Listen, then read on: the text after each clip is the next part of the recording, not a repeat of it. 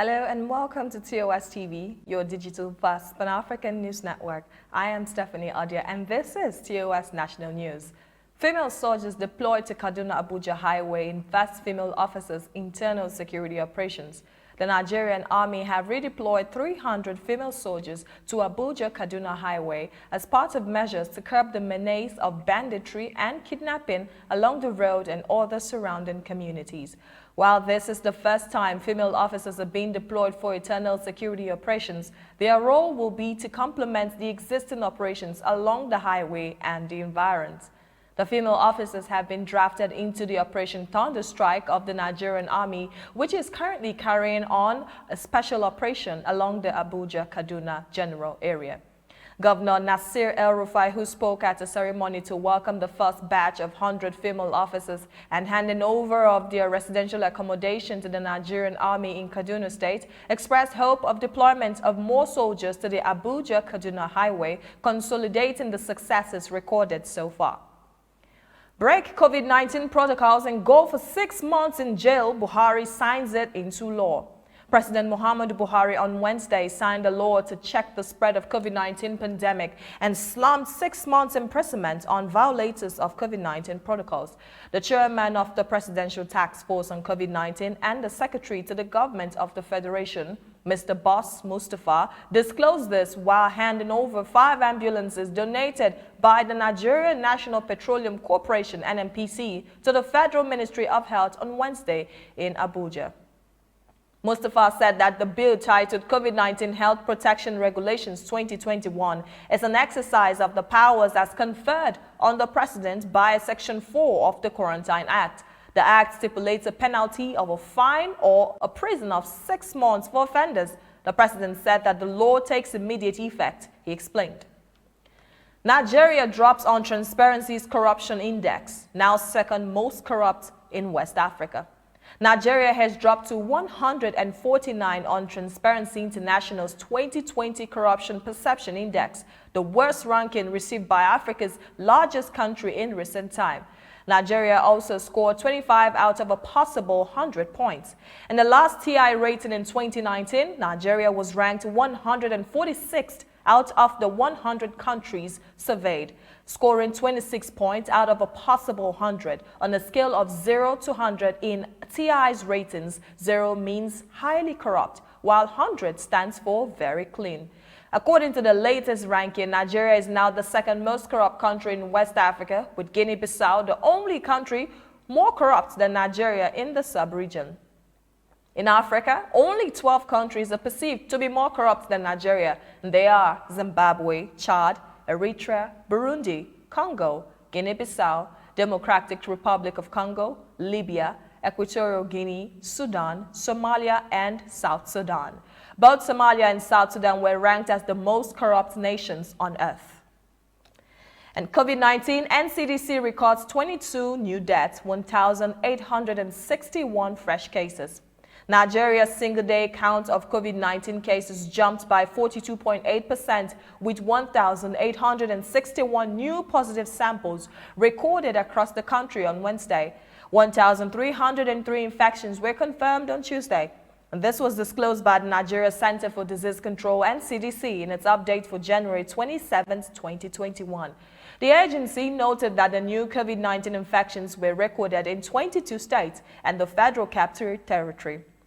Lagos, which recorded the most new cases, confirmed 773 infections. FCT had the second highest figure with 285 positive samples, followed by Oyo with 138. However, 22 new deaths were recorded on Wednesday, making it the highest count of daily fatalities since January 14th, when 23 people were confirmed to have died of COVID-19 complications. With the new deaths, the total number of COVID-19 fatalities in Nigeria has now risen to 1,544. Also, with 1,088 new recoveries recorded on Wednesday, the number of discharged patients has now surpassed 100,000. According to the NCDC, the new recoveries included 697 patients discharged in Lagos, 128 in Rivers, and 116 in Plateau, managed in line with guidelines. A total of 126,160 COVID-19 infections have now been confirmed since February 27, 2020, out of which 100,365 recoveries have been recorded, but 24,252 are currently active cases. NIMC staff suspended proposed strike. The Senior Staff Association of National Identity Management Commission, NIMC, has suspended its proposed strike action. Now, this followed a meeting between the union and the Minister of Communications and Digital Economy, Dr. Isa Ali Pantami, on Wednesday. Chairman of NIMC Senior Staff Association, Mr. Lucky Michael, who disclosed this, said the decision to compromise and shelve the proposed strike was taken by the union in the national interest and out of sympathy for Nigerians seeking for enrollment at various registration centers across the country. Recall that the union had on 11th January issued a 21-day ultimatum for the NIMC management to meet their demands. Lucky argued that the fresh ultimatum became imperative because the key demands they raised before the previous strike action had not been met by the authorities. He said the union suspended the initial strike action on compassionate ground, bearing in mind the stress people seeking to be enrolled were passing through. He, however, said that the union would be meeting with the minister to resume discussion on the issues, adding that he would not make comments on the next line of action until after the meeting. Trucks, trailers, and others to be restricted to night operations in Lagos State. The Lagos State government has concluded plans to start implementing the restriction of trucks and long vehicles to night operations on certain routes within the next 30 days. And this decision follows the heavy traffic gridlock and fatalities caused by these articulated vehicles on roads in the state.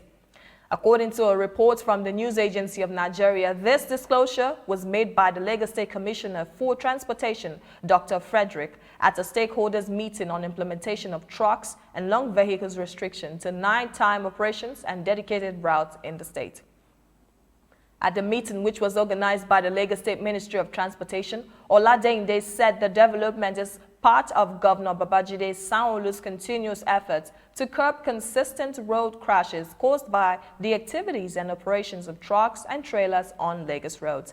He, however, pointed out that the state is in partnership with law enforcement agencies, the Department of Petroleum Resources, and other critical stakeholders to ensure the implementation of some of these strategies in a month's time. Oladeyinde said the government had defined dedicated industrial and boundary routes for trucks and trailers. And going further, Oladeyinde said the state government would enforce the maximum capacity of 45,000 liters as what tankers can lift from tank farms. Still in Lagos State, third mainland bridge to be shut down again for 72 hours. The federal government says the third mainland bridge in Lagos, which is undergoing rehabilitation, is to be shut down again for 3 days, beginning from midnight of Friday's January 29th to midnight of Monday, February 1st, 2021. And this calls for Lagos motorists on their access to brace for a difficult weekend, as no vehicle will be allowed to ply that bridge within that period. But the government has appealed for patience and understanding. Olukayode Pupola, the Federal Controller of Works in Lagos, explained that the shutdown was to enable the contractor handling the repair work to cast concrete on additional 3 expansion joints.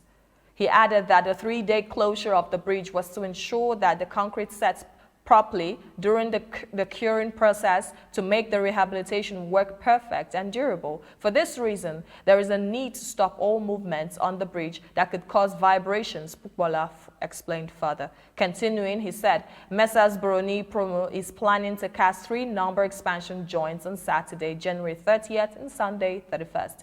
This will require a total closure of 3rd Mainland Bridge from midnight of Friday, January 29th to midnight of Monday, February 1st, 2021, adding that the government was sorry for the inconveniences that closure might cause the Lagos residents.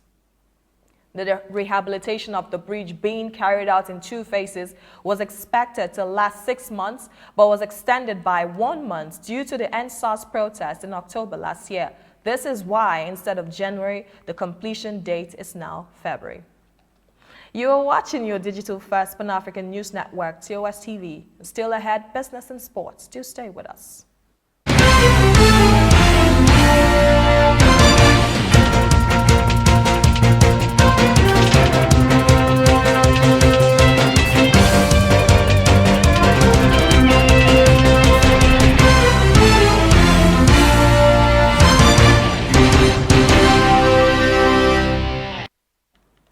Thank you for staying with us. Over to business. FEC approves $995 million for road rehabilitation and its equipment. The Federal Executive Council approved a sum of $995 million to acquire IT highway management system equipment to monitor road projects and for road rehabilitation in Zamfara. The Minister of Works and Housing, Babatunde Fashola, disclosed this to State House correspondents at the end of the council meeting with President Muhammadu Buhari. Fashola said the sum of 203 million naira would be used by the ministry to procure a device to improve its capacity to monitor not only contract performance but also road maintenance. Fashola stressed the need for the road monitoring device, stating that the ministry has over 13,000 kilometers of road network at different stages of maintenance and operations. Fashola also added that the sum of 792 million was approved as ratification for the repair of the roads in Zamfara state in 2016, which were destroyed by heavy rainfall. And moving on to sports. Nasarawa United storms JOS for NPFL North Central Derby against Plateau United.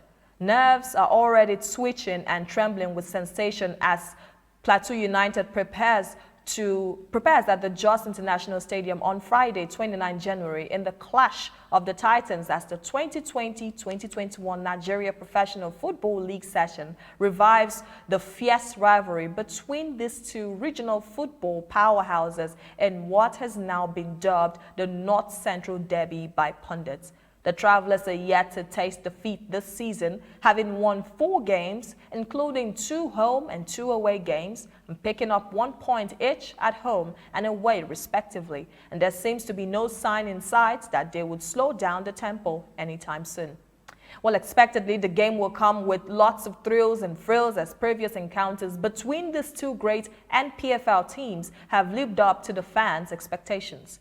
With no fans allowed into match venues in compliance with COVID-19 protocols, followers of the league will hereby have nothing to worry about as the Plateau United versus Nasarawa United duel will be televised live on terrestrial station NTA, while the league's official broadcast channel NPFL TV will beam it live to the global audience. The kickoff is 4 in the afternoon local time.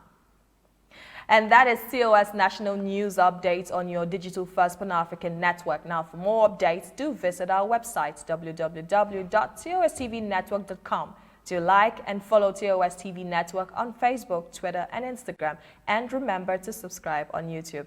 To stay with us and enjoy more programs on TOS TV Network. I am Stephanie Odia. Bye for now.